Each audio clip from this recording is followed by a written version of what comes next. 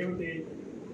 విశ్వం, భూతం, భువనం, చిత్రం, జ్ఞాతం, జాయమానం చయత్ సర్వోహేష రుద్రస్తస్మై రుద్రాయ నమో అస్తు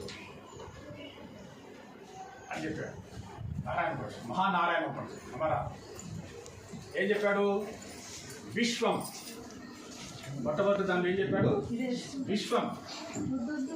విశ్వం అంటే సమస్త ప్రపంచం అని అర్థం. మనం ఏదైతే 14 భూతాలని చెప్తామో ఆ ప్రపంచమంతా కలిసి విశ్వం. భూతం, జడ చైతన్యం అనేటువంటి ప్రాణికోడు. భువనం అంటే 14 భువనాలు అనేది చెప్తున్నాం మనం, చతుర్దశ భువనాలు ఏదైతే చెప్తున్నామో ఆ భువనం అంతా. తర్వాత అక్కడ ఏం చెప్పాడు? చిత్రం అన్నాడు.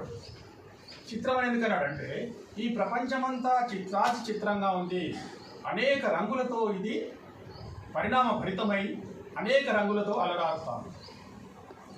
జాతం అంటే ఇప్పుడు పుట్టినటువంటిది, ఇప్పుడు ప్రస్తుతం పుట్టినటువంటి ఏ ప్రాణి ఉందో దాని జాతం అంటారు.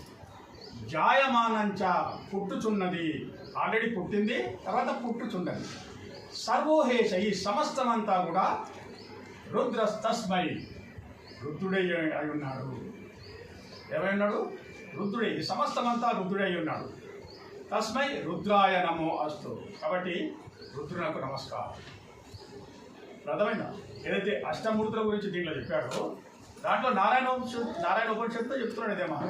విశ్వం, భూతం, భువనం, చిత్రం, జాతం, జాయమానం చ యత్ సర్వోహేష రుద్రస్తస్మై రుద్రాయ నమో అస్తు.